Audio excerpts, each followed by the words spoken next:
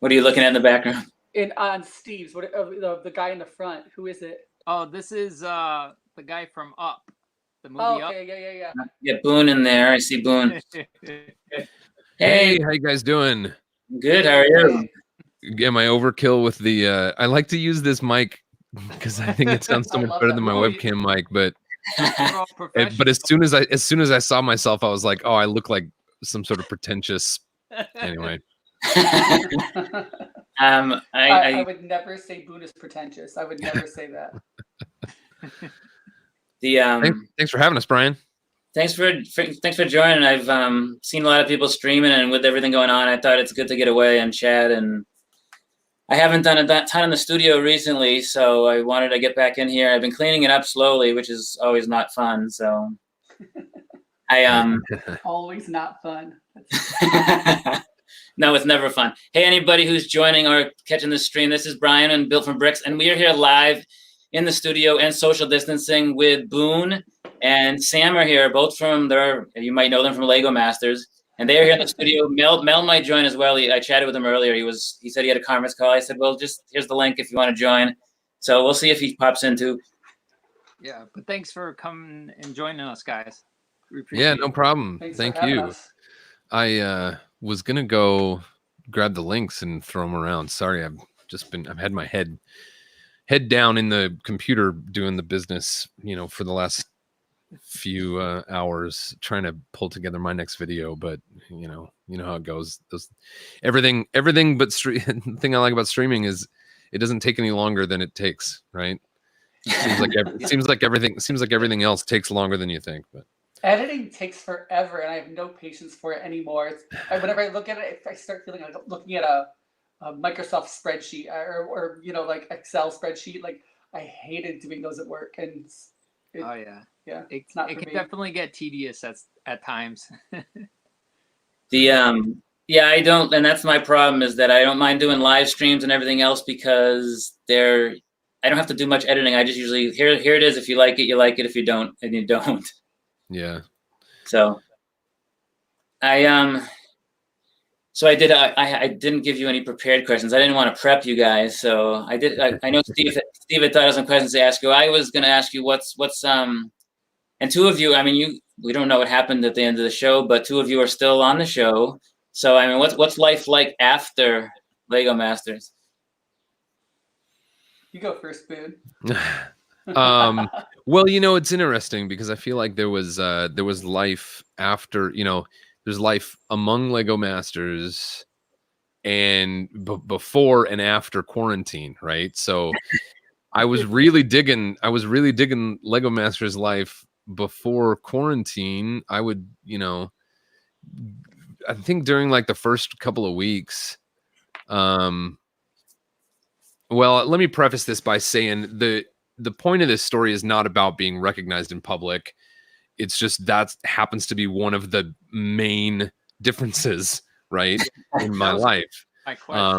So that's not, yeah. So that's not what it's like all about for me, but it does happen to be one of the biggest differences, right? So during the first couple weeks of the show airing on Fox, I would go out, and I'd be at a store, I'd be at a coffee shop or, wherever. And every now and then someone would be like, hey, like maybe once every day or two. Hey, are you from LegoMasters? And then it was like during weeks 3, 4, and 5, it was really like pretty much everywhere I went, somebody recognized me. And even now, like, since quarantine, I've popped out to like the grocery store or, a place to buy whatever kinds of necessities almost once a day. I've made some excuse to get out, and I still have gotten recognized by like one person each time, but there's so few people walking around out there. Otherwise, like social media, I've seen a fairly significant, kind of upturn pretty much everywhere. Nothing that I would call like windfall, like amazing, like explosion of followers, you know what I mean, everywhere. But it's nice because people reach out and they all have a lot of kind things to say for the most part, you know. So I don't know, that's kind of my long short version No, of that's good. my That's answer to good. that question. Sam, Yeah. did you have a very similar experience? Mine is it was weird because people just started recognizing me when I'd be out doing the most random things, like in a grocery store waiting in line, and this big giant guy, like big huge muscle dude, leans over and goes, "I know who you are," and I'm like, okay, like Kind of it's just like creepy. well, it's like the widest range of people too, like little kids and middle aged to well into their later years. People just love Lego, and it's an amazing audience. And I've had a lot of really great feedback and kind things said, and things that made me cry because I was like, wow, that's amazing. And I've had really horrible, mean comments and emails to me saying horrible things, but that's the life of Yeah. it's been like three different experiences. It was getting on the show and doing the show, which was surreal.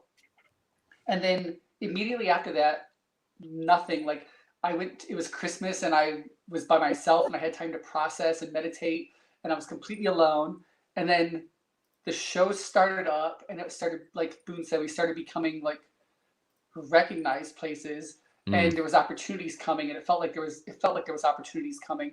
And now it's quarantine and feels like it's really hard to follow those opportunities right now because there's not a lot of outlets.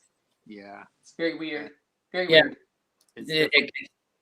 I was gonna say I can imagine that. And what's cool about the Lego community is how close knit everybody seems to be, and I find that really exciting. Where I know some of you guys, like I know Mel and I know Boone, but I don't know Sam in person. I've only chatted with him on Facebook and from the show and everything. But there's so many of us that are in the Lego community that we all seem to like. It seems like we know each other even though we don't. Yeah, and that 1 second. that was one interesting thing about this competition in general. I feel like competition and reality TV shows, it's so Am I dead? easy to imagine it being really cutthroat, really competitive. And I think, I don't know how much I can talk about this, but, I think on some level, people working in the production of that show were from all kinds of reality TV backgrounds, right? And I think they're used to seeing a different style. So people would say like, you all seem so supportive of each other, or like, we know that the Lego community is a tight knit community, but can you give us a little bit of competitive, whatever. And Like how much on the show was like actually like real and like kind of like was there a lot scripted? Like what how did that go about? It's like For us, nothing was scripted. Yeah. Really, like when you see the beginning of the show and the end of the show, it's kind of like Will and Jamie and Amy had like basically announcements scripted, or like the opening of each episode was scripted. The flow of the judge, the flow of the presentations and the flow of the judging was scripted, but they were not reading when they were giving us feedback. You know what I mean? So anything you hear any of the contestants say was unscripted. Tons of the joking around between Will and the contestants was unscripted. Anything that you see, that is like the Brickmasters giving feedback is unscripted. Now I'm sure that they've talked it over and they've decided what is worth and what is not worth sharing, but they also said a lot more each time, and the edit cuts everything way down. Yeah. Like I feel like they always gave us good feedback and negative feedback, and then they only show what they kind of want to show in the episode. But I feel like they always gave us good, positive and negative. Yeah. So I know Sam had said that you get positive and negative comments from people, and one of the things, and you might laugh, is this: you guys are have memes created for you, and this was one of the things that, if you can see this, Oh no. Yeah. It's played over and over again, and I'm sure in some cases people would probably thought it might have come off cross bad. Oh yeah, for sure. I'm like, a lot of people thought I was super mean on episode 2, but that's fine. It's reality is not completely real. It's a snippet of 15 hours, Yeah. edited together to make it whatever narrative they want to tell. Yes, those things happen, but not specifically like that. A lot of times, if you watch an episode, you can see us working, and somebody will have a conversation, and there'll be a big pile of Lego on the table. And then, like 2 sentences later, there's nothing on the table. That happened at the beginning, and that happened. So it's all real stuff, but it's not real. It's not a real linear storyline. It's not like if you're seeing something unedited. Yeah, totally get that. Now, do you think from some of the editing or even just, did they in general tell you, or did you feel like you guys had to maybe hype up your own personalities on the show, or did they say anything to you guys to be over dramatic about certain things or anything like that? Yeah. Certain things. Smile more, laugh more. Yeah. Here's the thing is, so many of us, I feel like, have such big personalities to begin with that it wasn't that hard. I don't think it was that hard for them to get big reactions out of us, but they were always, the thing is, the people at home can't intuit how we feel inside. So when they're making the TV show, their job is to get us to show how we're feeling inside on the outside, or to say how we're feeling inside on the outside. And that doesn't mean it's fake. It's just not how a normal person would do it under normal circumstances, right? Yeah, it's hyper real. Yeah. It's like they're trying to create a window into something that is real that you don't typically get in normal person-to-person interactions, which doesn't bother me. I mean, I can understand why some people watch it and think it feels fake, because it's just not the way people typically interact. Yeah. But to me, it doesn't feel fake. It just feels like a different way at looking at what's real, if that makes sense. Does it feel weird, looking at yourselves on TV being portrayed in that way, or over exaggerating in that sense? For sure. I know Boone will probably agree that the opening, the first time we introduced each team, and we were doing ridiculous things, I'm doing yoga in full bib overalls, and him and Mark are pulling each other's beards, and it was just ridiculous. It felt ridiculous doing it, and there were lots of things where Will would be doing it on camera, doing something, and then as soon as he's done, he's like, "Oh my god, that was the most embarrassing thing I've ever done." How ridiculous it feels to do it. But yeah. Maybe I'm maybe I'm an outlier in this regard, but I don't feel ridiculous doing much of anything.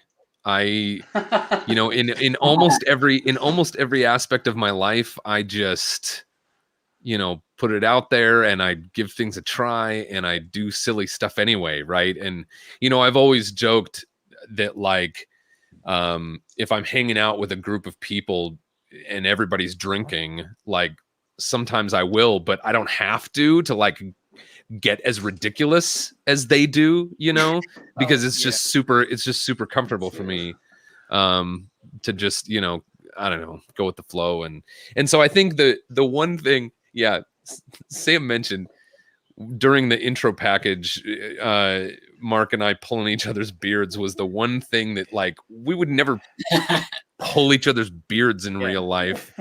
But everything else seemed pretty natural, even though it was a little over the top. But someone in the comment asked if your thought process into the I'm thinking of talking about the bridge building episode, and what you thought about that. I was just wanting to see you guys put more than 1,000 pounds on there. Yeah. I think we wished we could have had the opportunity to put more than 1,000 pounds on there. Sorry, was there a question there? What was the? Well, the question was what their thought process was. I don't know if you can. We don't have that much time. Yeah. Were there any breaks, or did you have to build for that? Yeah, so like the 18 hours, I know I'm sure you had breaks. And like, was it broken up over 2 days, that filming, for something like that, or? Yeah. I mean, typically, I don't know. How do we answer that question, Sam? The camera crew and the everybody on the set has to get a break for lunch. So if they take a break for lunch, we're taking a break for lunch. But we didn't get breaks. Like if you had to go to the bathroom, that was on the clock, and you left the set and you walk 5 minutes out to the bathroom, you went to the bathroom, you walked back. You're losing time. So there weren't like breaks like to say, oh, we're just gonna give you a break, have fun for 15 minutes. Like no, it was the camera's on, we're there, we're working. Yeah.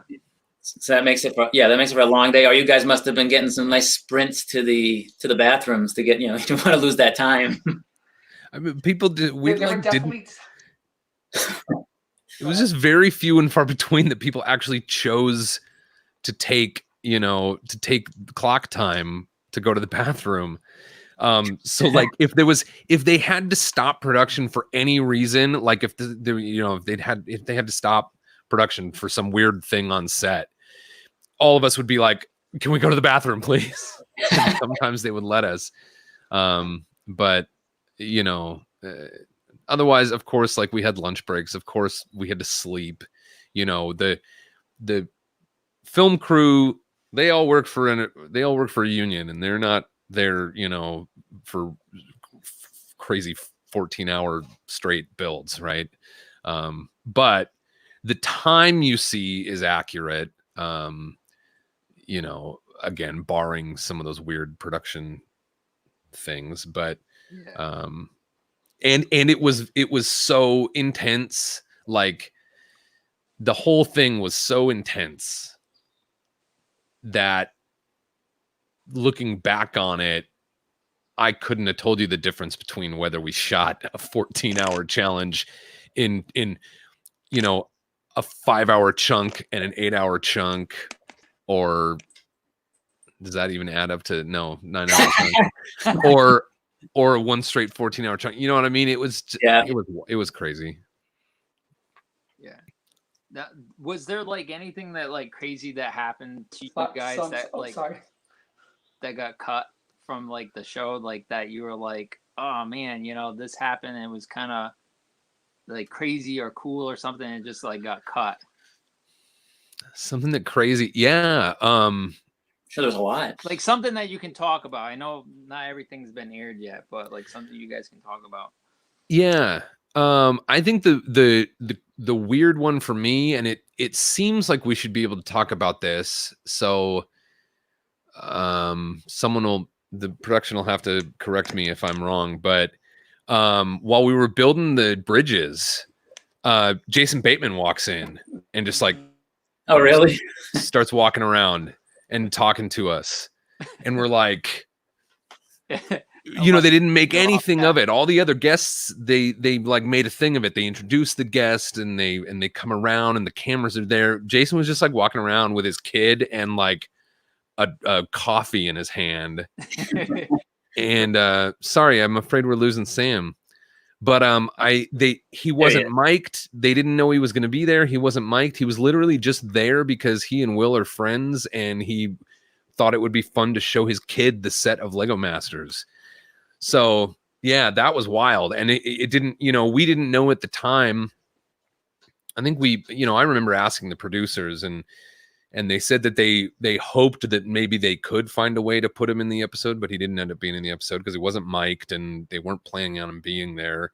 It was just like, I did a double take. I just thought it was, there's so many people on production that, somebody walking up, I figured it was one of the producers or somebody. And I looked at him and then I kept building. And then I'm like, oh my gosh, it's Jason Bateman. And I freaked out a little bit. It was probably somewhat similar to my reaction to Terry Crews coming in. But I was going to ask about that because of the Terry Crews, and like I don't typically get starstruck. I know a lot of people do, but Terry Crews is just I imagine he's just intimidating with coming on doing stuff like this, and so I just imagine. I mean, I'm sure everybody's a normal person. Everybody gets so kind of like scared with celebrities, but you guys seem to handle it pretty well from what we can see. I don't know behind the scenes, but hey, we got the 3D printing nerd asking a question. By the way, love your show, Joel. Was there more fun interactions between like teams that isn't really shown on the camera? That's what his question is. Was there more? Yeah. Okay. So we'll go to that one and then we'll talk more about Terry Crews maybe. Yeah, there you go. Sure. We'll get back to that. Yeah. I think was there more fun and interactions between teams that we don't see, on camera or in the edit? Really just like every evening, a lot of us would just be like, all right, where are we going to dinner? And, we'd get back to where we were staying and we would all be so exhausted, but we had to eat, and we didn't have kitchens. But we'd a lot of times in the evenings, we would just like, we'd get home, we'd throw our stuff in our rooms. We'd like maybe, change shoes or something like that. And then we'd just like walk down the street. And so almost every night while we were there, it was a bunch of us walking down the street to go to some little diner or some little, taco place or wherever. And that's really when we had like the most fun together. We were also watching The Mandalorian together. That was during, its like first run when a new episode was coming out each week and we had to wait for it. And so that was fun. So we would do those together. Yoda. Wait, no, it's that way. You wouldn't have this little baby Yoda if it wasn't the Mandalorian. Although I wish we'd find out the name of this thing already, but where it came from, not something. Child. I'm sure we will. Yeah, I'm sure that'll be like season 5. Right. Getting that upside down Sam. There we go. Did you have to switch to your phone or something? I think he was on his. Oh, he dropped. We'll get him back, I'm sure.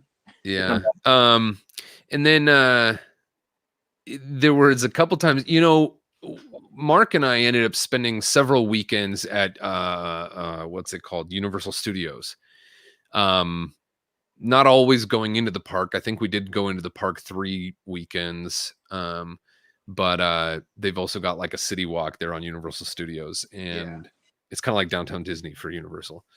But we spent a lot of time there because it was a really short lift ride from where we were staying, and just good places to eat there. And I think production gave us like, we had a long weekend once or something like that, and production gave us one day in the park, and it happened to be during a time when you could buy one.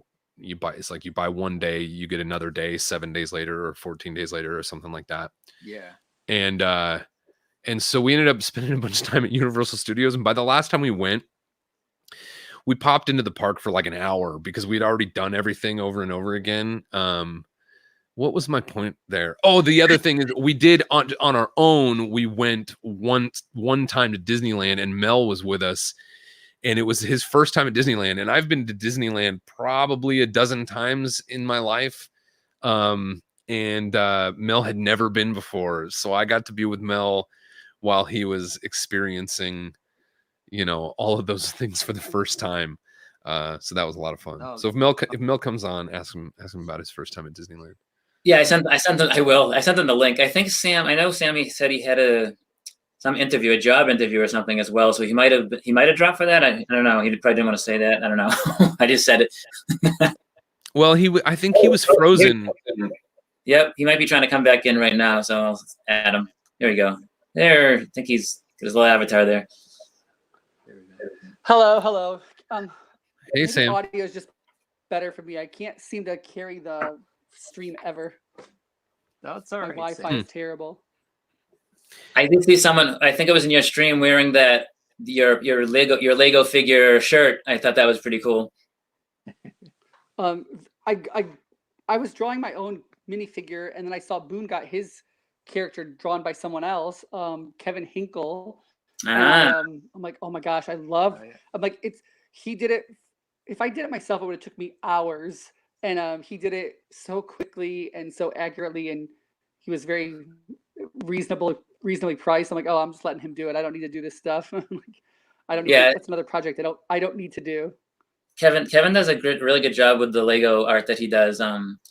It's like the stuff that I had for my arm, the tattoos I had done. I had someone draw them. Most of them were drawn by a Lego artist. He used to freelance for Lego. He drew some of the kids' comic books and stuff. And so I had someone. I couldn't design these things. So actually, when I saw you, Boone, in San Diego, it was not colored or finished at all. Oh yeah. So, and the Lego people took a picture of it, and they I don't know what happened to that. Someone just asked a question. What was your favorite challenge? Thanks for doing this, and make sure everybody's staying safe. Andrew Cope asked that. What was your favorite challenge? Oh, of so far, I guess, because we got, what is it, Star Wars coming up, I heard? Yeah. Yeah, Star Wars is coming up. So for everything before Star Wars, what was their favorite challenge? Yeah, well, unless Star Wars was your favorite, but we don't know. We don't know what happens yet. Oh. Yeah. What would you say, Sam? Did we lose him again? Mine was the storybook, if I have to say. No, Really? I hope not. Mine is a storybook. I just enjoyed the randomness, the craziness, a unicorn, or sorry, an elephant with candy cane arms on a golden sleigh. I mean, what? Like, was she on drugs when she said it? I don't know. It's just, I love how crazy it was. And it was something I would never build in real life. Like, I would never think to build that. So I enjoyed how random and crazy it was. It's from the mouth of kids. Sorry. That's okay. I think, well, that was my least favorite. Because it drove me crazy that until the twist, we were all trying to build the same thing. And maybe that was a good sort of, element of the competition. It was like, hey, here y'all build the same thing. And how do you differentiate? But up until that point, every challenge we had built our own interpretation of a very general goal, And so when we all were trying to build book chickens, and we're all trying to build horses and gymnastics, and we're all trying to do, what does this land look like? What does the taker waker look like? I found that pretty uninspiring. And again, maybe that just means I wasn't playing the game as well as some teams, because Sam and Jess, Amy and Tyler, they were able to come out with some really interesting, unique takes on some of those things. So who knows? But we didn't go home, so that was good. No, and my favorite was probably the food cards, the Mega City build, and the hot dog monsters. I really like that one. I loved both of your food things. The pizza one, the pizza monster, and the hot dog monsters. And one of the things that I don't know why they did, and maybe they stopped it in the last episode, but anytime they show the commercial or they showed a animated version of one of the builds, I'm like, well, that's got to be those are the top two. Oh yeah. I don't know if you noticed that, but yeah, the one they broke. I think they realized they had to break that mold. So in the one, which was were Tyler and Amy, so in challenge 1, the theme park, Did you see anything animated besides Aaron and Christian's? There was in a few of the episodes there was two things. There was two animated, and I think I started to remember seeing this like episodes 3 and 4. Oh, hold on one second. I got Mel. There we go. Hey, how's everybody doing? There he is. Thanks for joining us. Thanks for the invite. I appreciate it. How you doing, man? Pretty good. I'm hanging in there, man. Spirit's a little back pain, but I'm getting old. That's not good, but nah, I'm all right. Doing all right. How's everybody doing today? Good. Pretty good.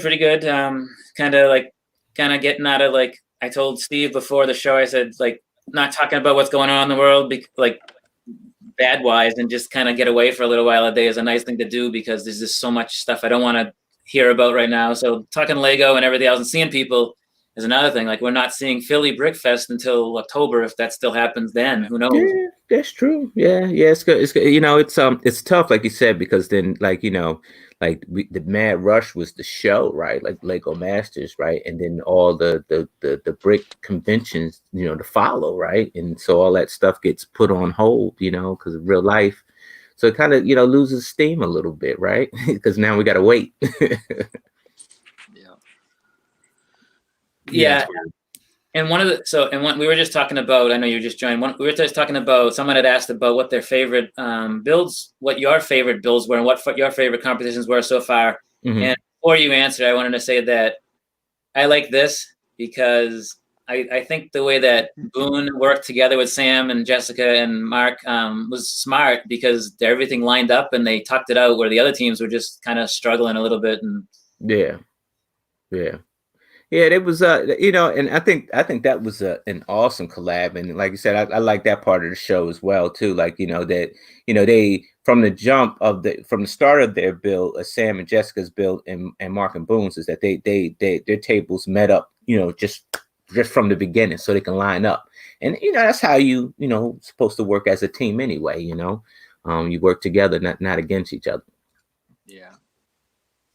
Yeah, and I think the judges their criticism, they'd come by and they'd give you some constructive criticism, and if it seems like when you listen to it, it helped you, and the teams that didn't listen, sometimes it hurt them. It's what I saw. I don't know if you thought the same, but well, yeah, it's a double-edged sword because as sometimes you can take somebody's interpretation too literally, and you can probably, you know, go in the opposite direction, and that advice could like be your nail in the coffin. Yeah. So you just, you know, but most of the time, you know, like some of the advice was very, very grateful and you know, very helpful. And so, you know, yeah, I mean, but you know, like you said, you gotta listen.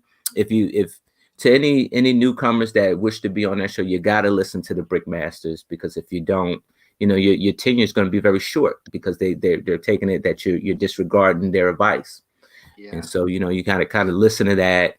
You know, like the host Will, he loved messing with Boone, so he give, hey Boone, I want to see like I want to see some bananas. So, you know, you say something crazy like off the wall. You know, he'll say something crazy off the wall to Boone, and Boone make it happen, man. Yeah. Say, God, what was my favorite part of Disneyland? My favorite part of Disneyland, which was the most scariest in my life, was the Guardians of the Galaxy's drop. You know, that drop, you know, it's like the biggest, it sits like the tallest in the park. Man, that thing was crazy. I will never go on anything like that in my life again. I hear you on the drops. I'm not a big roller coaster fan myself, so I'll go on some of them just because my 10-year-old, now 11-year-old, he kind of like, I have to go with him, so I'm forced to go on them. Well, you know, you know, following Boone was like, man, you know, it's just a drop, you know, ain't a big deal. Yeah, all right, cool, you know, because I'm thinking like, you know, you just go up and drop one time. Okay, yeah, I could do that, no problem. This ride here, man, you get in, and as soon as they close the doors, you shoot all the way to the top, and it's dark because you don't see what's going on. It's dark. You don't know where you're going. You shoot all the way up. They open the doors, they close the doors, you shoot down, they open the doors, they close the doors, you shoot back up. By then I already had enough. I had enough, but the ride wasn't over. And you call that your favorite thing at the park. Yeah, A thing that you don't ever want to go on again. Yep, it'd be my favorite thing because I always remember not to go on that ride. Yeah, I haven't been to the parks in years. And Boone, you started to say something to Mel, or what I know you were gonna say. I think that was it. Just Okay. like I just think it's funny that your favorite thing is a thing you would never want to go on again. Yeah, So never again. So like on the show, like working as a team, like I know we're all used to kind of like working by ourselves on like sets and building things like that. How was it like working with like another person? Was it difficult or was it easy or was it kind of like a combination of the two? Well, I mean, I can't speak for Boone because I know him and Mark. I don't know if they've done any collabs before, but I know with me and Jermaine had never built anything together ever. Really? So yeah, and then Jermaine has a lot more experience because I've only been building for 3 years. So I'm not even supposed to be in the arena with these people. So and but I made it, so it was a little bit of tough because most of the times, Jermaine would have to take the lead on something. I would sell Jermaine a vision, and he says, okay, this is how we go about, he'll map it out. This is how we go about doing it because, like my building skill was very limited and, compared to his. So, but like, like we met our demise with the bridge. And at one point, and I talked about it with Jermaine already, and I think it's coming up in our latest video, where is that I used to pull him out of an idea because he would dive deep into it. He's such a perfectionist that he would dive deep into it and he would spend amount of time trying to perfect it. And I would have to pull him out of the tank. Well, doing the bridge thing, I wasn't, clear-headed enough to pull him out of the tank on a certain technique. And we ultimately met our demise. But so it could be tough, like especially if you don't know your partner. Like, and I didn't know him 100%. Like, know him. That, like I said, that was the first time we ever built together as a group. That's crazy. Yeah, because I'm picturing like working with Steve. Me and Steve would build together, and so I'm used to it. But I can't imagine like the first time ever working with somebody. Kind of like I think Sam and Jess as well. I think they never built together. Yeah, we had never worked together. We met at the casting thing, so it was difficult. Like she'd built very, very little 3-dimensionally before, so it was difficult, like knowing piece names or what things did or what they were. It was definitely a trying beginning for sure. Mark and I have done quite a bit together, and we're both kind of, I consider us, I'd say we're very engaged in the kind of adult fan community. But there were times when Mark and I would be like, I would say the name, and I know like some Bricklink name for an element, and he's like, what? And he just he knows the element I'm talking about. If I can describe it to him, he just he doesn't necessarily have the same terminology I do, and none of us necessarily do unless we kind of have that sort of working relationship. But yeah, it was wild. So many crazy things. And the clock, man, the clock was just, I mean, there's nothing like it. I've never, I've been to conventions where I play games and you got an hour to build a thing or whatever, and everybody just kind of tries to do their best. But this clock, man, I mean, we were trying to, and they're really encouraging us, and you look around the room and it's almost like you can't help but try to build the most extravagant, enormous thing go big, you can. go bigger. Yeah. But they came over quite often and said bigger. You're like, okay.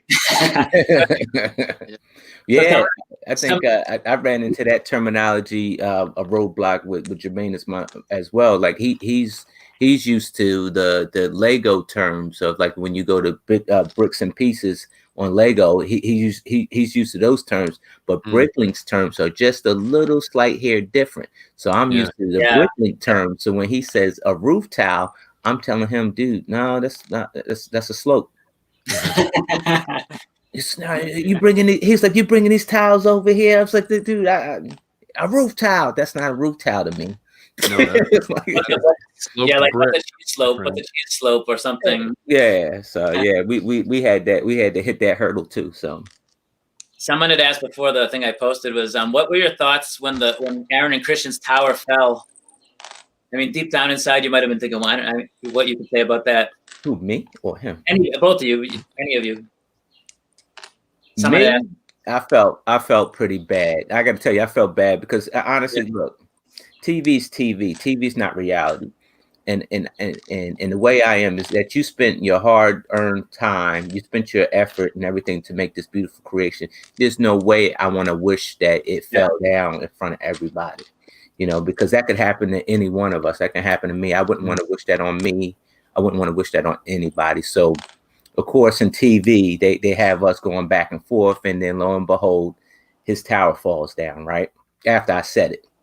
I felt horrible. I'm gonna tell you, I felt real horrible, and I didn't even tell Boone this. I didn't want to have that conversation with him. It was almost like it was forced, you know, because they sent Will over it, and he antagonized Aaron a little bit, antagonized me a little bit, try to get it going back and forth, and you know, you say things, and to me, I'm like, look, I just want you to get you out of here, so I'm gonna say what you want me to say, so I'm gonna say it, so you can get out of here, so I can get back to building this thing. Because the time, like Boone said, the time is winding down, and if you're not giving them what they want, they're gonna stay at your table until you do. Time is moving. I remember seeing Boone was making a shark, and you picked it up or something, and it like fell apart. Yeah. What went through your head when that happened? Oh man, yeah, it's just you know, it's interesting because I think like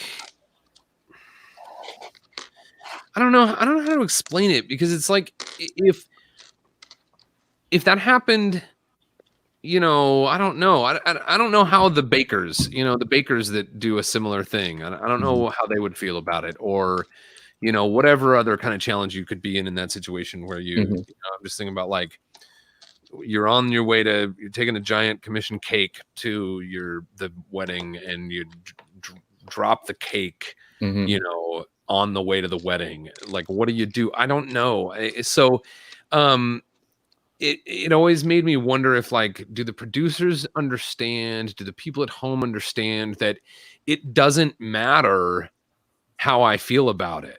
Yeah. Like, they went again, you know, I talked about it a little bit earlier. It's their job to get me to talk about and to articulate and to emote, like, what am I feeling inside? But the clock is ticking down. And so to me, it was almost like it doesn't matter how I feel about this. Yes, this is making me feel more stressed out. Yes, it makes me feel frustrated that I have less time than I did if I hadn't broken my thing. But it doesn't change the fact that I like, there's nothing I can do that's going to be better than just continuing to build, right? Like there's no reaction to me picking up my shark, and it was stupid, and I thought it was so cool, and I thought it was all going to stick together, and so I just grabbed it, and I'm like, rah, and it totally fell apart. And I think I was just moving it too, and but there's literally the only thing that could help me in any way at that moment is to immediately start trying to put it back together. You know, there's or immediately scrap the idea, right? Like, those are the only two things that are going to help. And so, you know, they would come by and they'd be like, Boone, how are you feeling right now? Like, what's going on? You know, yada, yada. And that's fine. They're just doing their job. They're trying to get me to show the people at home what I'm feeling inside. But I wasn't that broke up about it, because I knew I either had to build it again, and I needed to take as little time as possible to do that, or I needed to scrap it and go a different direction. And for that build, I felt like we were too far into the shark being part of our story that, you know, I had to rebuild it. I think we all had something break sometime or another. I mean, everybody had things, even in the building. You had the same challenge as Aaron and Christian. Things broke all the time. Things fell apart, and you just okay, keep going, build it back up, or like Boone said, scrap it, let's move on. Like, Right. in these past episodes, the superhero challenge, I had built something and it kept falling apart, and Jessica made some comment about like, well, just get rid of it. And I'm like, I'm keeping it because I spent all the time building it. It's a waste to like waste an hour's worth of work and just throw it off to the side. It's a waste. I'm like, I'm keeping this. Mhm. Yeah, it was crazy. I thought that it almost seemed like they sabotage you with the studio, with the floor, because like if there was any bump anywhere, it's like you gotta roll this table across the room into the other room, but we're gonna put a threshold over here, so you gotta go over this. That, and then on top of that is that everybody are messy builders. You're messy builders, right? We take pieces that we're probably not going to use, so those pieces end There up are on the bricks floor. everywhere on the floor. Yeah, they end up on the floor, and then your neighbor's pieces end up on the floor. And so we're all going in the same direction. And even though if you don't even drop any pieces, your neighbor dropped the pieces for you, and you're rolling over your neighbor's pieces. So it's all part of the, I guess, the TV clashes with Lego culture. People's bad habits tend to fall on other people, and that was like part of the Timbertown thing. Like, Timbertown probably would have worked had it not took that jolt, and then there was other factors as well with Timbertown. I'm not just saying that alone did Timbertown in, was that we hit a lunch break, right? And so the battery packs for the power functions were on our lunch break. So that can also be a factor. And then say my stuff would sync up with Sam's stuff, and his stuff would sync up with Boone's stuff, and then somebody's else, and that was a factor. So you have all these factors, and mind you, this is the first time Fox did a television show about Lego, so everybody is new. So it's just it's just so many factors, so many roll of dice that it's the probability. Yeah. Is I sort of. There you go. Go ahead, Sam. It's sort of like the Olympics. Like, you can practice. You get there, like Boone's roller coaster worked over and over and over and over again. We all watched it work sometime or another. And then it gets to your turn, and you put it on, it doesn't work, and you're like, and there's no do-overs. It's just like, well, too bad karma screwed you. That's like, and it's like it's not, there's no such thing. It's not fair or not fair. It just is. And it sucks. And anybody that runs a roller coaster at a Lego convention, or anybody who runs GBC, will tell you that you can have a machine that works over and over and over and over and over and over, and then all of a sudden, after so many hours, it doesn't work. And then that's why guys that build GBC babysit their builds the entire weekend. But anyway, so yeah. For those who don't know, GBC is Great Ball Contraption. It's why I'm sorry. That's okay. All the basketballs and soccer balls that I want to buy are all all gone because they're that. I just want with TV, of course, highlights that stuff. Like with Boone says, as soon as that roller coaster didn't work, they're over in Boone and Mark's face. Hey, Boone, when you dropped your ice cream cone on the ground, how did that make you feel? And it's like, it's like, man, like, what do you say? Yeah. They went to commercial break on that. You know what I'm saying? They went to commercial. It was so great for them. And it was bad for Boone, because I'm watching him. He knows that, man, this thing is not working the way it worked over at my table. And he knows it. I could see his face. But then they went to commercial break on it. And it was like, come on, man. Like, the guy suffered enough. You gonna make him suffer again? Like, oh man. And like you said earlier, like I can't imagine watching that now, watching it at home, watching it on TV. I don't even like watching my own recordings, so I can't imagine watching that and then seeing something break. So yeah, it was, here's the thing. I've said a few things about it. I've said, and none of these are true, but I'll say them anyway. I've said, we wanted to create a memorable experience on challenge 1, and we created a memorable experience. Everybody's still talking about, we wish Timbertown had worked. And then what was something else? We said that we I don't know, we used to joke about like some superstitious thing, like we didn't think the winner of the first challenge could go all the way to the end of the competition or something like that, so we didn't want to it's just jokes, right? Like somehow it was better that it didn't work, and which isn't really true, but it's funny to think about. Yeah. No, I loved the Timbertown one. It was really, really cool, and I can't imagine you, but even me watching it here, I'm like, I wanted to see that work, and I wanted to see you guys win it, and so the fact that the whole thing was, you're welcome. That's an interesting thing too that I think we can say. I don't know if we can say or not. Is every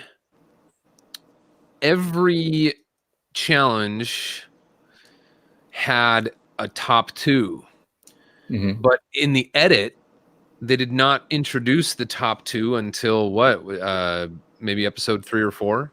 Yeah, it was about like 4, I want to say. So there are, nobody will ever know unless we say, which I don't know if we're allowed to, who was in the top 2 for those first couple challenges. I think you can, because it's over. Yeah. It's over. Like they aired them. So BuiltfromBricks wants to have an exclusive. Tell us. Yeah. So Amy and Tyler's Funny Farm was in the top 2 with Aaron and Christian for the first challenge. And then Mark and I, our kind of video game build for the space challenge, we were in the top 2. We were in the top 2 with Amy and Tyler for the second challenge. Yeah. And then what was the third challenge? Third challenge was to cut in half. And I think who was who won that cut in half? Flynn and Richard. Yep. Flynn and Richard cut in half, and y'all, Sam and Jessica, were in the top 2, right? In the top 2. Yep. Yeah. So did they show that? Did they show that on TV, Sam? In episode 3, did they show top 2? Yeah, episode 3 was the first time they did. Yeah. Okay. Yeah. So I guess it was just those first 2 that you didn't see Amy and Tyler in the top 2, episode 1, and you didn't see me and Mark top 2, episode 3, which I think was sort of interesting, because it seemed that made it seem like Mark and I were sort of just kind of in the middle or laying low for the first 3 challenges. Whereas I think having known we were in the top 2 in challenge number 2 might have changed people's perception of sort of that narrative arc a little bit, but I don't know that it matters. It mattered to me because yeah, it was an awesome build. That's yeah, and it was tough. And the one that was tough was the bridge build, where you didn't meet the height was disheartening, I'm sure, because it was just tough to, like, it was cool. All the bridges were amazing, and it was just like that little technicality happened, and it didn't get. And it actually happened. And I said this on I think on my last video that I put out, was that me and Jermaine were kind of butting heads, because we were trying to get the supports right. He was building this bridge that had beams in it, and the beams were supposed to flex the weight.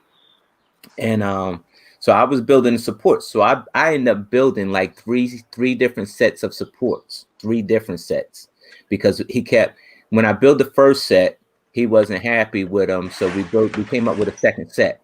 But then, the brick master comes over, gives his advice, and says, hey, your angles are off a little bit. Your technic angles are off a bit. So, and so we took that advice. So we built a third set. But by then, we're probably about an hour and a half left of the show, of the that's on the clock. Yeah. And so while he was working on the bridge, he was also working on another support beam set that I didn't see him do it. And so by the time we got those bridge, and then we spent a good half hour trying to get the bridge onto the pillars. So all, like what I'm saying is that all these distractions, I lost focus and I forgot about the 2 plates, and he forgot about the 2 plates. And you know, even though we said it earlier, but we just forgot about the 2 plates because we're trying to get these supports in. And by the time, you know, all zeros, you know, appeared on the clock, we looked over and realized what we did. And immediately the producers come out with the rule book. Like, I said, yup. I said, man, I said, we're out of here, dude. I said, there's no ifs, ands, or buts about it. I said, we're out. I said, and it was funny because what you didn't see behind scenes was that I was mad at myself. I was mad at myself, you know, because I like I said, that was that moment I could have pulled us out of the tank and say, all right, what's important right here? Do we continue with the supports, or do we put the plates on top and go with that? Because mind you, our bridge still held 125 pounds. Yep. And what I'm thinking is that we probably should have just forgot about the supports and went ahead and put the plates on it, had an ugly bridge, and survived for another challenge, right? But you know, leave it to Jermaine. He tells it a different way, but that's where, you know, but it was tough because you know, like I said, I was a little bit angry at myself, and the producers actually had to pull me aside to calm me down. And but I was, you know, at that point, you know, I knew that, you know, it was pretty much what it was. We messed up, so we deserved to go home. So. Yeah, it's hard watching anybody go home, any reality show, but obviously it's how they work, and someone has to go every week. So it must be being there. It must be tough. I mean, from a fan perspective, people watching the show, they have their favorite people they root on and who they want to win. Yeah. But being there, you kind of all become, just like I said earlier, it's a big Lego community. So you don't want to see anybody go, but obviously someone has to go. Yeah, someone has to go. And each week it got tough. You know, it was tough. You know, watching somebody go, and you know, I'm watching it at home with everybody else, and I'm watching who's next, and that's tough. You know, glad to see that I wasn't the only one that was in tears on the way out. You know, you know, I was, but they got me on that one. That wasn't when they did that interview. That wasn't my way out. That was the day. That was the challenge before, because Jermaine said something to me, so that was touching to me. So yeah. I have to go. I have an interview for a job, so hopefully it's been cool. Right. I'm sorry my internet has been so screwy, and I feel like I've been here half the conversation, but that's all right. Thank you for having me on. Good job, Sam. Bye. I'll see you guys all soon. Bye, Sam. Bye, Sam. Good luck. So yeah, you know, come in saying how much, so for the bridges that actually didn't collapse, how much weight do you think that it could have handled additionally on what it was? Boone, it actually went over 1,000 though, right? It was like 12 and some change, but I don't know why they stopped it at 1,000, but it was 12 and some change, and they were still they just didn't have enough weights. I'm telling you, they just didn't have enough. They didn't have enough weights for them. They didn't. For who? I think for Tyler and Amy, I think they went over. I mean, didn't they go over on yours? Because I think they went over, but it came to a point where they was like, "Look, we're just going to cut it at 1,000."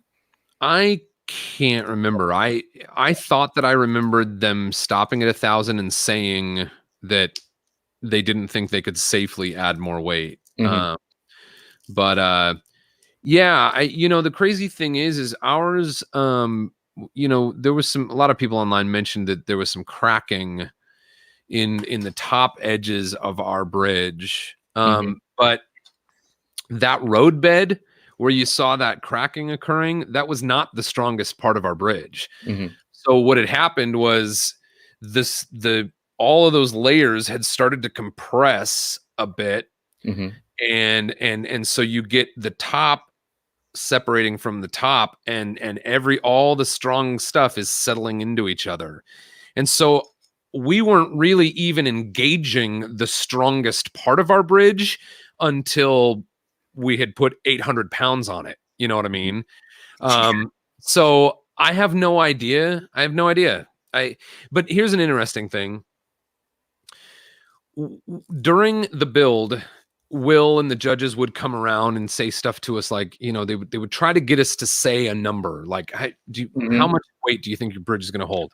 Yeah. And I just kept saying, I have no idea, because I'm not a good, I know our bridge is going to be structurally sound.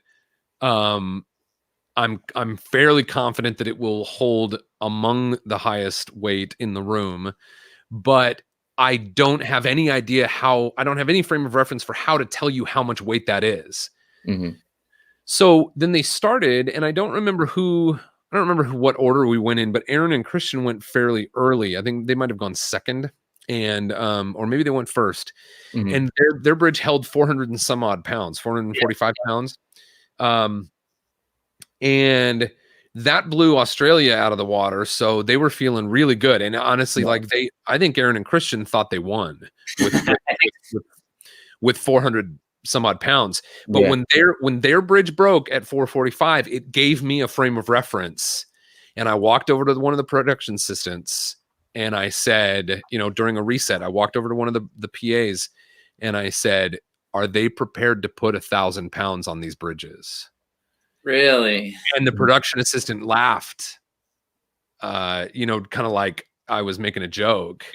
But it was like at that point when I saw Aaron and Christian's bridge break at 445, I was like, I think ours could hold 1,000 pounds. And then Amy and Tyler's did before, you know, and so I was like, and you know, they're scrambling to find weights. They're pulling weights from the camera department, and they're pulling weights from the prop department, and they're, you know, it was wild. If they were even prepared for that type of weight to be put on there. No, I think you know, I think Australia's strongest bridge held like 200 some odd pounds, and so I think they had 500. Like they were prepared to do double what Australia did, and then we ended up having to double that.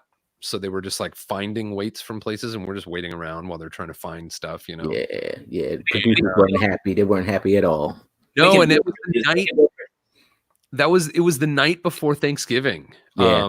So everybody wanted to go home, you know. And so not only nobody went home early the night before Thanksgiving, everybody went home late the night before Thanksgiving, and everybody was, you know, chomping at the bit to start their long weekend.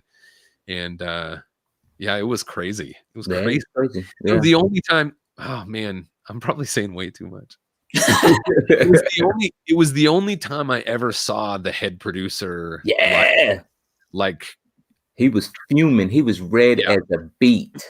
He was red as a beet. And this guy was cool. The camera every day laughing. The guy used to come out dancing and happy and cheering people up.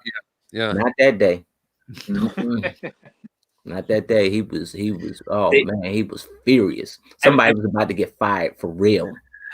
I'm sure they had all the union people just not happy as well. I've worked, you know, other jobs where union people, and they're like, yeah, we're done today. We're done now. And so they probably were happy because at this point, any hours over is double time. And so that's coming out of the big guy's pocket. So, and that's why he wasn't too happy.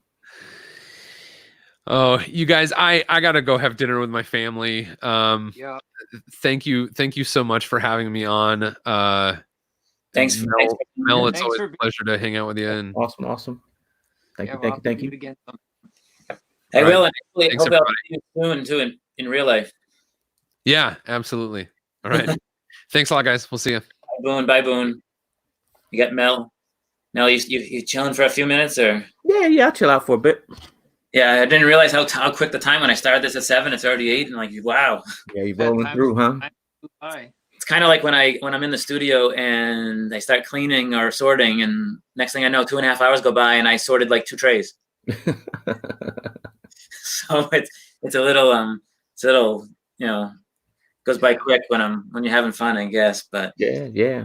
What have you been doing after the show? Like anything at home, anything new, anything exciting? And I'm doing a collab with Troy and Jesse Brick Galaxy, and Troy's from Asian Amok. We're trying to do a collab for Brick World, And so when I got back, I started on that a little bit. And then we had a Bricks Cascade.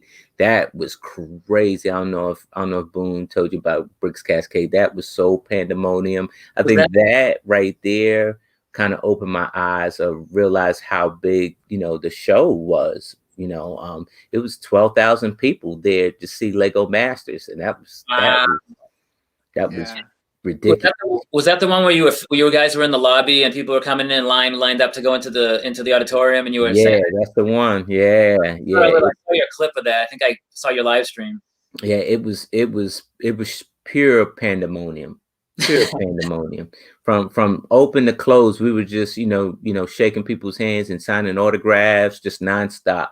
And it got to a point where I guess the next day they kind of had to organize it a little bit, because it was overwhelming. It was great. It was a great overwhelming, but it was, people were there to see you, and it's weird, I'm sure, because even with my little, smaller YouTube, and when I'm doing Philly Brick Fest, and you get a kid come up and he gets all shy and he wants to say hi to me. I'm like, oh, you watch? He's like, I watch your show, and he gets all shy, and it's cute, and I like it, and it's. But with 12,000 people, I can't imagine. Yeah, it's crazy, it is, and they're serious. They want to see you, man, and so you got to put on your best face and say your best lines that they remember, and keep them happy, because they're there to see you. They paid their money to see you, and that's to me, that's a great feeling, man. I think that kind of make everything worth it.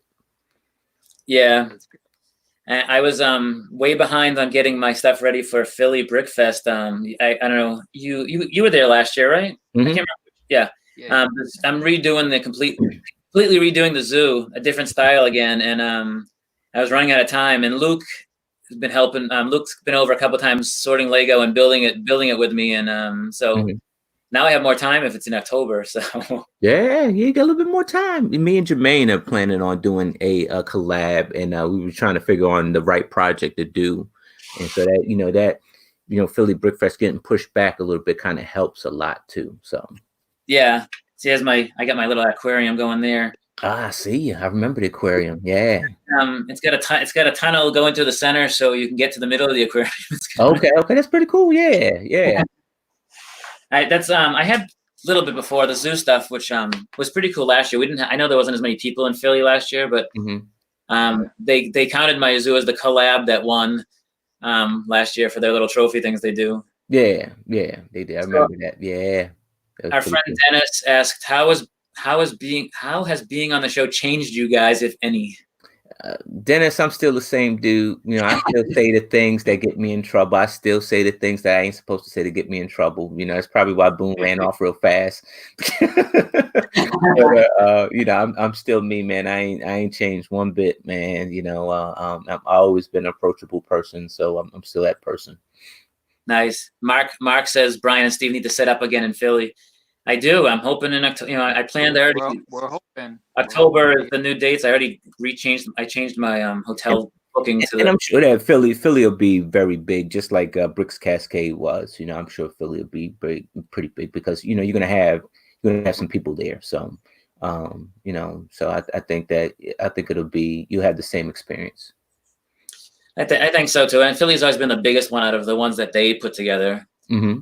I haven't been to like Bricks Cascade or any of the other ones that are put on. But I know a lot of these guys, Boone and Josh from Beyond the Brick, who's at everything. But yeah.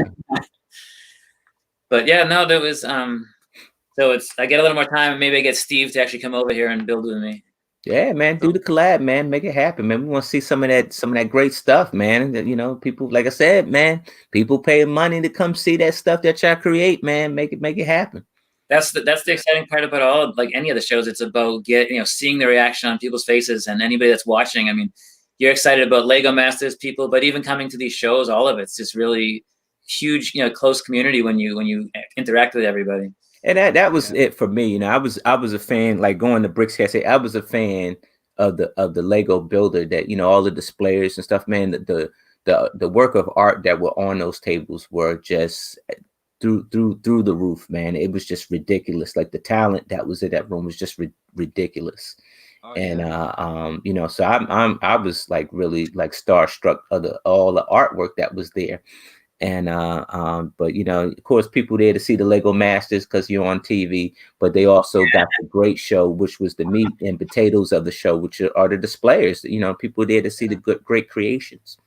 Yeah, Mel, you were the one that wanted pictures of this so you could build one yourself, wasn't it? It was you, right? Man. I gotta I'm kind of torn, man. I have the old Yoda, man. I don't think I'm gonna tear the old Yoda up. I think I'll see if there's one on sale. Somebody's selling one like real cheap, so I can build my baby Yoda.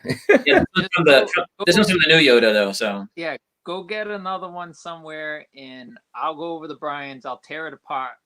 Hey. For you. Hey, I built it, man. I know how to put it back together real quick. So right. I could tear it apart, get some pictures for you. That way you can see kind of like what's going on, like in the like real insides and stuff. Yeah, man, that'll help, man. Cause I want one for my shelf, man. I got a little Star Wars shelf. I want one for my shelf, man.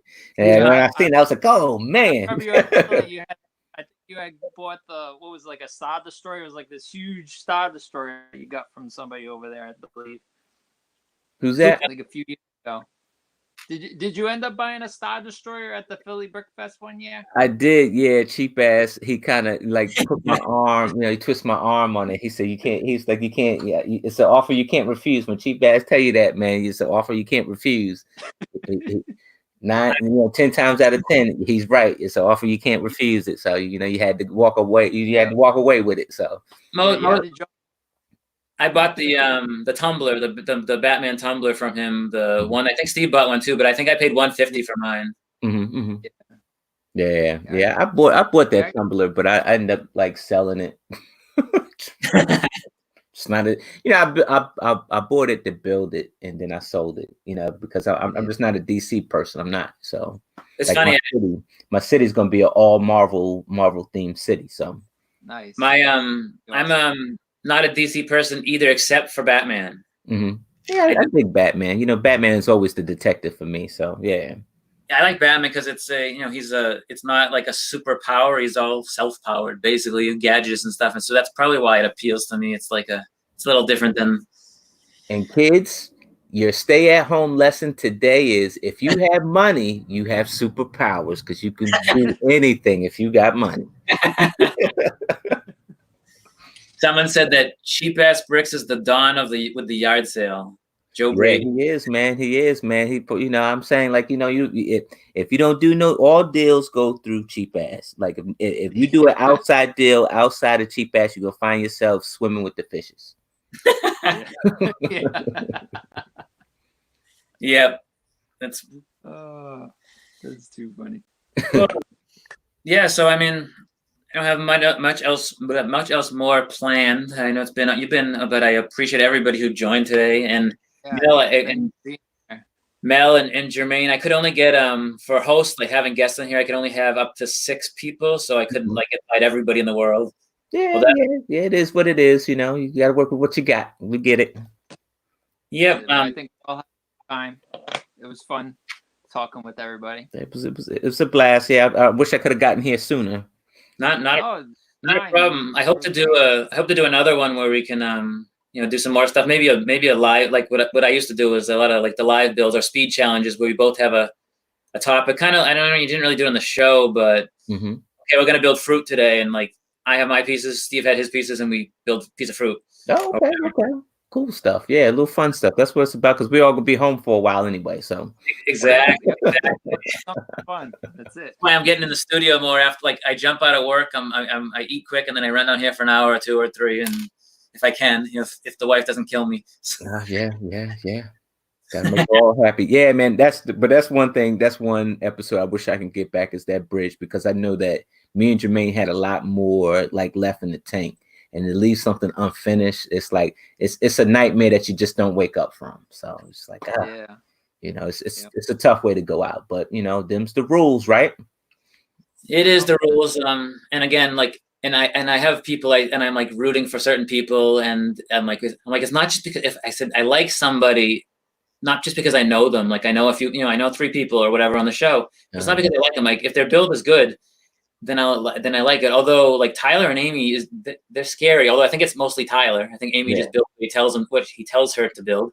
But the funny thing about it is I never seen Tyler's face. So I'm sitting in the dressing room with everybody, right? And I never seen Tyler's face, and I'm watching him build, and I'm like, man, and it wasn't until about maybe episode 2 or 3. And I'm like, yo, I seen that somewhere. I don't know. So I'm looking on my phone, right? And it just so happened that Bill Better Bricks had his photo on there. I said, that's who that dude is. And I'm looking at him, looking at this picture, looking at him, and he looks at me like, why you keep looking at me? I said, is that you? And he goes, yeah. I said, man, I'm in trouble. I was like, I'm in trouble. I'm like, I started talking to Jermaine. I said, dude, yeah, man, this whole competition just got real serious, man. Those two are scary. I mean, I think between them and Boone, and I mean, Sam the Three, it's a tough call right now. Who could win the whole thing? Yeah, and believe it or not, Sam and Jessica, they're a dream team, man. You got 2 artists. And now they're on the same accord. Now they're on the same accord, and and they're 2 artists that they're putting their artwork together. Man, that's a dangerous team. I'm just saying that's a real dangerous team. You got to watch out for that team. I think it is. But the show is starting, and all the commercials and all the promotions for it. I can't tell you how many people either sent me Facebook messages or text messages or talking to me in person, say, "Oh, did you hear about the show? Why aren't you on the show?" It's not that easy, though. It's not that easy, because I guarantee you, and this is what I said before, was that like when me and Jermaine went to the audition, there was probably a lot of teams that probably should have walked through the door like with the golden ticket outside of us. Yeah, we know how to build. Me and Jermaine, we know how to build. We're okay builders, but are we the greatest builders in that room? Probably not. And we tell you, probably not. But it was just the fact that, you become personable, like Steven and you guys are talking, and you can open your mouth and say something. There was a lot of builders there that were very quiet and very hermit, and that's the majority of our community. Like we're introverts, right? It doesn't make for television. Yeah. You got to dance. You got to smile and dance for the television, and that's what they want, and they would probably tell me to shut up. And that's just it. It's not a Lego show. LegoMasters is not a Lego show. It's a reality television show that happens to be about Lego. Yes, and a lot of people don't get that, because a lot of people have been complaining about, well, I can't see what they're, how they're putting those pieces together, and how they built this, how they did the construction of this like the thing that Boone did with the little computer last week. Or the mechanical, even some of the roller coaster stuff. Like, well, they're like a lot of complaints about, well, we can't see how it did that. And I'm like, well, it's not. I mean, people would fall asleep if they were showing you. Right. Yeah. We're taking a 2x2 brick here, and we're attaching it to a 1x3, and we're putting on a, and that's just it. We're not explaining what we're doing. We're building, because remember that clock is on, and so we're building as fast as we can. But we're not sitting by explaining how. Even if they showed it, it in the blink of an eye is gone. Like what you're trying to learn is gone, because Brickmaster Jamie said something to Mark where he told Mark, "Hey, look, you're the fastest builder I've ever seen." Really? He told Mark that. He said, "You're the fastest builder I ever seen. Every time you build, you're building fast." They built that 1,000-pound bridge, in 7 hours. Wow. Where Australia had like 11 hours. Wow. And they held half the, not even a quarter of the weight, just about. Yep. More of the weight, half the time. So, which one's the better show, Yeah. And I think, but some kids, it is on late. So but there are a lot of kids watching it, which I was impressed. I mean, maybe they're taping it or whatever, watching it later, but yeah. And that's good, because you want my nephew loves it. My nephew loves the show. Yeah. You got to, and that's just it. Like, you got to keep it entertaining. You got to joke a little bit and stuff like that, because honestly, other than looking at a final piece of a Lego art, putting it together is almost like watching the paint dry on the wall. I mean. It is, because you put it's just a work of art. No one sits. Other than if you're in college, think about it, because what we do is art, right? Unless you're in college and you're watching an artist paint on an acrylic on a canvas, right, where you have to do that. that stuff's boring. And I sat in acrylic painting. I sat in oil painting. I sat in all those. I was an art student. So, you know, and that stuff was boring to me. It was boring. It was, who want to sit there and watch that? You know? So think about it. You're painting on a canvas. That's boring. It is. It's exciting to you because you know what the end result is, but somebody's watching you. That's boring. So you need a little entertainment. You need to talk, you know, about the golden brick. You know, you need a building or two to fall down, right? You know, get that drama. And a little drama, right? So, you know, it keeps the kids, you know, entertained because they like to laugh and stuff like that. But in the end result is that then at the end you see the final piece, which everybody wanted ooh and ah, you know, because you know, you're taking, you know, that Lego brick and you're making something that's magical, right? You're painting this canvas. So yeah, that's when like Steve would be working on something, like even watching him work on some of the Lego Yoda. I'm like, I'm just gonna build something else while he works on that because I don't want to watch him put a, you know, I don't know what he's thinking in his head, like you said. I can't see where this piece needs to go over here. I don't, you know, it's his build. It's like when I'm building my zoo and I have an idea, it's like I'm doing my stuff while somebody works on another part of it. And as an art student, I appreciate that step by step. I'm looking, I'm like, yo, oh, and then when you show me, I'm like, yo, I want to make one. show me, you know, and that's just the art geek in me, you know. But I think the majority would be the other way. They want to, you know, maybe that format of like, okay, we'll build a little bit and then we'll skip to like some jokes and then we'll show you the final result because can't just show you like every single thing that happens. Right. Yeah. And like I said, the show's probably, I wouldn't even say an hour long. It's probably about good 35 minutes long. And the rest is tied up in commercial. Commercials. So now they got 35 minutes to tell you, you know, a story from front to back. And I don't know if Boone already went over it, but like in a normal day would take about like, it would be like production. A production day is actually 2 physical days. Yep. Sounds about, I can imagine. I'm not, you know, but yeah, it's like, and sometimes it'd be 2.5. I would say 2.5 because you got like, you know, interviews you got to do after everything is over with. So it'd probably be just about 2.5 days. And they're cramming all that footage into 35 minutes. Yep. 18 hours, 20 hours, 24 hours of footage into 18 minutes. Yep. Yeah. I mean, unless you like the Masked Singer, which they're about to come on like, you know, tomorrow for 2 hours, you know. Yeah. You see how they bump LegoMasters, like, oh yeah. Oh, did they bump LegoMasters? Yeah, they did. So we'll be back on next Wednesday. We won't be on tomorrow because it's a 2-hour show of Masked Singer. It's the Super 9 or whatever that is. Yeah.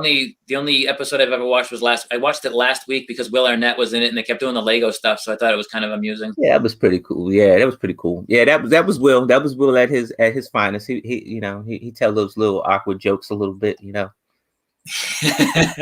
He drives me nuts on the show. Like listening to him sometime. I just want to smack him.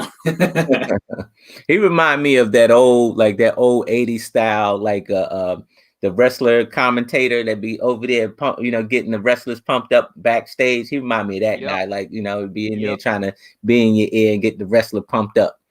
Yeah. I hear you. What is I've been seeing this in the background of your video. What is that giant thing in the back behind you on the? You mean that? The blue and gray thing. Oh, that is a secret, my friend. That's not even supposed to be on here. Now, this is a part of my collab with Troy and Jesse. So they just basically like stacked. And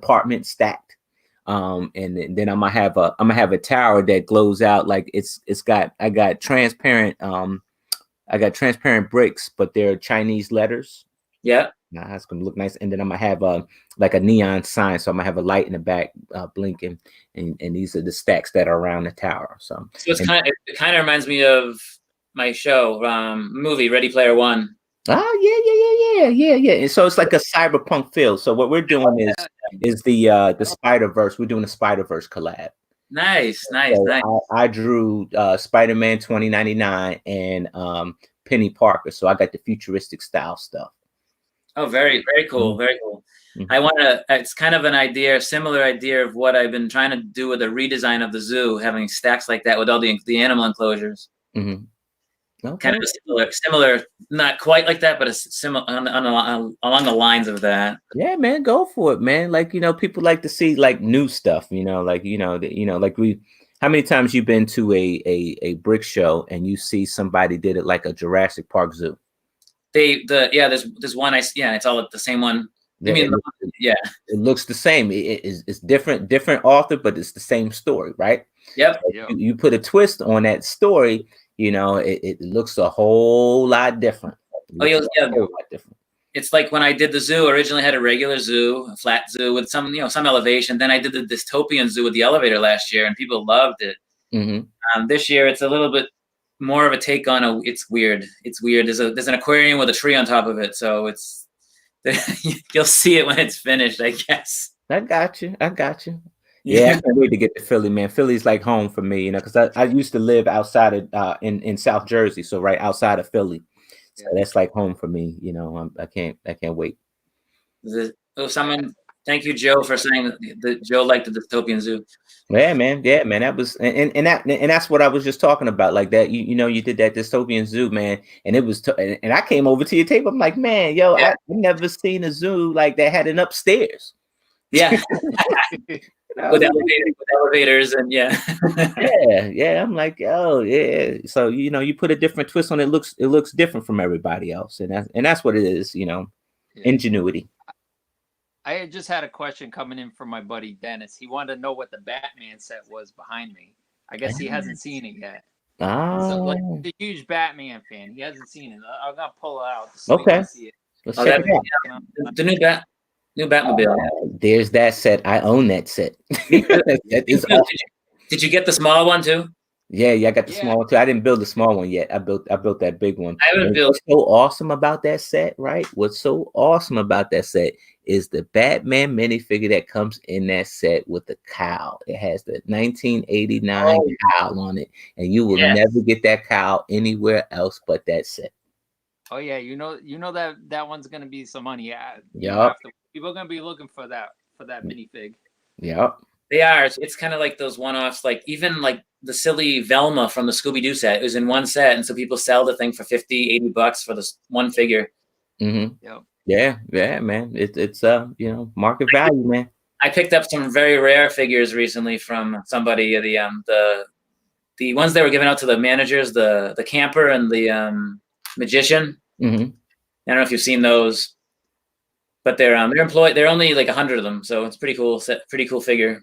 Oh yeah. That's pretty cool, man.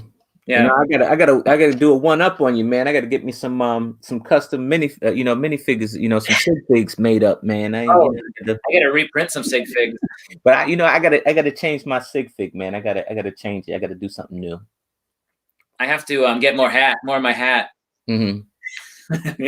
I still don't even have one yet, so I'm behind both you guys. You gotta slap one together, brother. You know what I want, Mel, is to have a arm with someone do the tattoo on the arm. It'd be really small, but I think that would be pretty sweet to have the tattooed arm. Yeah, man, you gotta hit one of these printing companies, man. I bet you Victor would do it. Victor probably be someone affordable. I like Victor because Citizen Brick costs way too much. Oh yeah, they take you to the bank, son. Take you to the bank. He's a cool guy, man, but his stuff is, and granted, he's an artist, so you want to get paid for your time. So, someone asked if you got to take your LegoMasters sig figs home. No, we didn't. I wish you know what? I probably own that in all the minifigs that I got. I can kind of slap it together because they only had me in a police officer suit, No, we didn't get to take ours home. And here's the thing was that they had two of each, right? So they had two of them for everybody, right? And they had two of them, I guess in case they lost one or something, but they wouldn't give them to us. And so and I tell you, I'll let you in a secret. I'm probably not supposed to say, but so the head on my sig fig had two faces, right? Okay. Yep. And right about the time, right before I got eliminated, they erased the face off the back of the head. What? Yeah. What? Why? Because I was about to get eliminated. Really? So when you put the sig figs in the sig fig box, right? Yeah. So they're actually facing towards me. So I'm putting my sig fig in the box. So the Yep. back is actually facing the camera. So if they had a face on the back of my head, you would see it. Yeah. So that's why they hurried up and erased the face, because they already made the verdict that we were going home. So. Yep. Oh man. See, I pick up on stuff. That's my cop senses. See, I pick up on stuff like that. And every time I look at it, and I had both faces. Every episode, I look at it, had both faces. And then this the bridge episode, I didn't have both faces. It was just one face. I said, "Oh, this is it." Oh, So I was like, "This is it." It's horrible. oh man. You pick up on stuff like that. You gotta keep your eyes open all the time, man. Yep, I know what you mean. I definitely know what you mean. I forget, where do you live? And are you in PA or? I'm outside of Baltimore, Maryland. Baltimore, Maryland. Yeah. Because there's not a lot of us like Lego people around me that do a lot of this, so it's tough sometimes. Yeah. Manny lived in I think it's Bethlehem. Pennsilvania? Yeah. I'm in Rhode Island, so that one doesn't. Oh, okay, that's right. I'm still thinking around Philadelphia area. So only people around you are Jessica and Aaron, but they're probably a little bit further up, I want to say. Jessica would be Connecticut. Yeah, I think she's in Connecticut. Yeah. Yep. So. And Sam, right? No, somebody's from Connecticut. Yeah, it's Aaron. Oh, Aaron. Yeah. Yep. I haven't talked with him anywhere online. I've only talked with, other people that I've talked to besides you guys that I knew or didn't know is Sam, Emmanuel, maybe Jess a teeny bit, but and Flynn. Yeah. Yeah, reach out to them, because they want to talk to people. They're approachable, so don't ever think that they're not. And even if they don't answer, try them again. Yeah. I'm sure that their inbox is being flooded, not mine, but theirs. I'm not worried. Talk to me, I'm not worried about reaching out to people, and I'm not one of those like the crazy fanatic type person. Like someone friend requested me recently because he saw me as friends with somebody, a LegoMaster or whatever, and he sent me like 50 pictures in a row in the instant message, and I'm like, I gotta block this guy. I mean, it's fine to be friends, but I can't take. I mean, it was like a little much. Yeah, I get it. I get it. So, but yeah, I think Steven's got to head out, so we're probably gonna close up in a second. But we definitely should do something like this again, like some other like we said, a little build or something, have some fun. Mm-hmm. Yeah, man, just give me the word, man. We can have Built from Bricks against the LegoMasters. Yeah. See who actually. Steve might give you a run for your money. Yeah, I know, man. You gotta watch that dude, man. He's very good. Yeah. All right. Well, I appreciate it so much that everybody, Mel came on, and Boone and Sam and everybody else. So this has been fun, and like I said, we'll see you guys again, and hopefully in person sometime again too, in Philly and wherever else. Indeed, man. Indeed. Thanks for the invite. I appreciate it. Not a problem. You have a good night. You too. All right, now have a good night. Night. Bye. So that was fun. I think Steve just dropped. I was going to say bye, Steve, but okay. Well, thanks for everybody for tuning in. This was really cool chatting with everybody and having LegoMasters in the show. Really great guys, as you can see, very personable. And now I get back to my regular daily program of go veg on the couch, eat some snacks, and probably fall asleep on the couch.